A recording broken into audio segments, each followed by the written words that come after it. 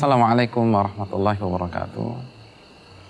Alhamdulillah, wassalatu wassalamu ala rasulillah wa ba'd. Banyak di antara kita bertanya pada saat ini, saat ia melihat fenomena yang ada di tengah-tengah umat Islam. Ia berpikir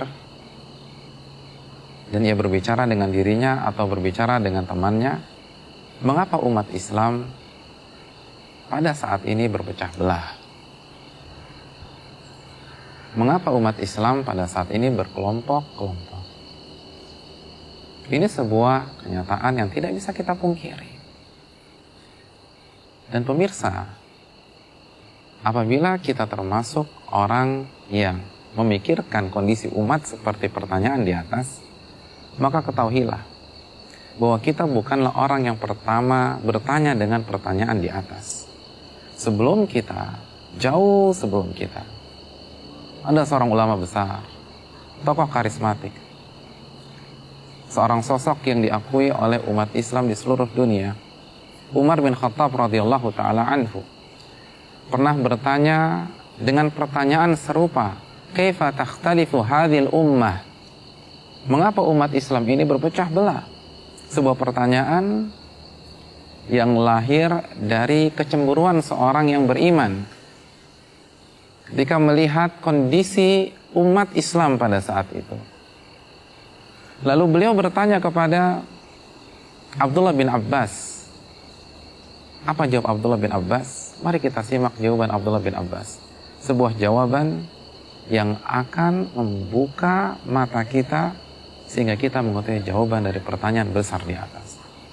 Beliau mengatakan, ya Amirul Mukminin, wahai pemimpin umat Islam, inna unzila alaina al-Quran faqara'nahu wa alimna fima nazal. Wahai pemimpin umat Islam, sesungguhnya Al-Quran diturunkan di tengah-tengah kita. Kita yang pertama kali membacanya, dan kita yang paling mengetahui makna setiap ayat yang ada di dalam Al-Quran. Wa annahu yakunu ba'dana aqwamun. Lalu setelah kita wafat, akan lahir generasi berikutnya. Di antara mereka ada kaum-kaum yaqra'una al-Quran. Mereka membaca Al-Quranul Karim. Mereka tidak tinggalkan Al-Quran. Mereka tidak taruh Al-Quran mereka di gudang mereka. Tidak, mereka membaca Al-Quran. Walakin la ya'rifuna fima nazal. Namun mereka tidak tahu makna dari ayat-ayat yang mereka baca. Fayakunu likulli qaumin fihi ra'yun. Ketika mereka tidak tahu pemahaman yang benar dari ayat-ayat tersebut, sebagaimana yang dipahami oleh para sahabat Nabi SAW, sebagaimana penuturan Abdullah bin Abbas, maka mereka mulai mentafsirkan Al-Quranul Karim sesuai dengan pemahaman mereka masing-masing. Setiap orang punya opini, setiap orang punya pentafsiran, setiap kelompok punya pentafsiran. Fa idza kana likulli qaumin fihi ra'yun ikhtalafu. Maka apabila setiap mereka sudah mentafsirkan Al-Quran dengan pentafsiran masing-masing, maka mereka akan berselisih, mereka akan berbeda, mereka akan berpecah belah. Wa idza ikhtalafu iktatalu. Dan kalau mereka sudah berpecah belah, maka langkah berikutnya dikhawatirkan akan terjadi konflik horizontal di tengah-tengah umat. Inilah pertanyaan yang dilemparkan oleh Umar bin Khattab dan dijawab dengan sangat cerdas oleh Abdullah bin Abbas dan dikeluarkan oleh Imam dalam kitabnya Syu'batul Iman, Al-Imam Baihaqi. Pemirsa yang dirahmati oleh Allah Subhanahu wa taala, jawaban dari Abdullah bin Abbas harus kita renungkan. Karena ini bukan percakapan warung kopi. Yang bertanya adalah Amirul Mukminin Al-Faruq, gelar yang diberikan Nabi SAW, yaitu orang yang bisa membedakan mana yang benar dan mana yang salah. Dan yang menjawab adalah Habrul Ummah, orang yang menempati ranking pertama dalam ilmu tafsir. Ulama mengatakan ni'mat turjumanil Quran Abdullah bin Abbas. Sebaik-baik yang mentafsirkan Al-Quran adalah Abdullah bin Abbas. Satu-satunya umat Nabi yang mendapatkan doa, Allahumma faqihu fid din wa alimhu ta'wil. Ya Allah, pahamkanlah dia, Abdullah bin Abbas, tentang urusan agamanya dan ajarkan dia tafsir Al-Quran. Dan doa beliau diijabah oleh Allah Subhanahu wa Ta'ala. Abdullah bin Abbas mengatakan salah satu sebab mengapa banyak sekali kotak di tengah-tengah umat Islam karena masalah pemahaman. Banyak umat Islam yang mengambil Al-Quran, menerima hadis Nabi SAW, namun mereka pahami sesuai dengan pemahaman mereka masing-masing. Banyak sekali ucapan yang kita dengar, menurut saya begini, menurut saya begitu. Persis seperti yang dikatakan Abdullah bin Abbas. Mereka tidak mentafsirkan Al-Quran sebagaimana pentafsiran para sahabat. Apa yang terjadi? Otak kita tidak sama. Background kita tidak sama. Latar belakang kita berbeda. Kalau setiap orang diberikan kesempatan untuk mentafsirkan tanpa ada standar ilmiah yang jelas, maka pasti akan terjadi perbedaan. Dan langkah berikutnya terjadi perpecahan dan dikhawatirkan terjadi konflik horizontal.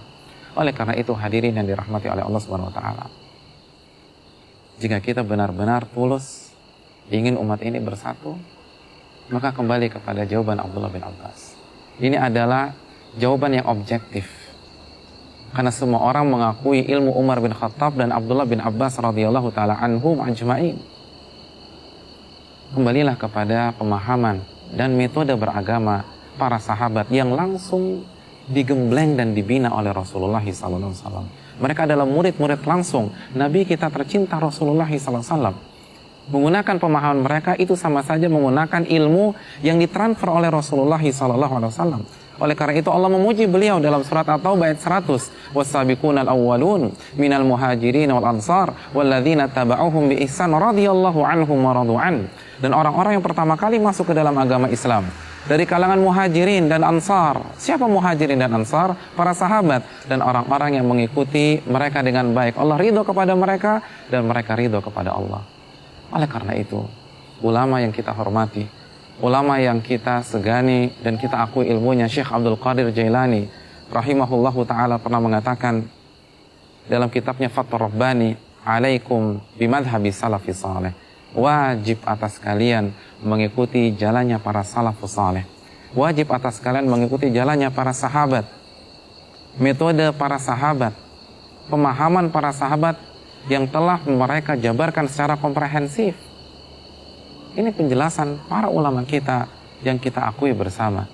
Syekh Abdul Qadir Jailani mengatakan, alaikum bimadhabi salafus saleh. Wajib atas kalian memahami agama ini dengan pemahaman para salafus saleh, para sahabat radhiyallahu ta'ala anhum ajma'in. Dan ini sebagaimana yang digariskan oleh Nabi kita SAW dalam hadis iftiraq, hadis yang diriwayatkan Imam Tirmidzi, sataftariqu ummati ala 73 firqah kulluha finnari illa wahidah. Umatku akan terpecah menjadi 73 golongan, semuanya diancam masuk neraka kecuali satu golongan.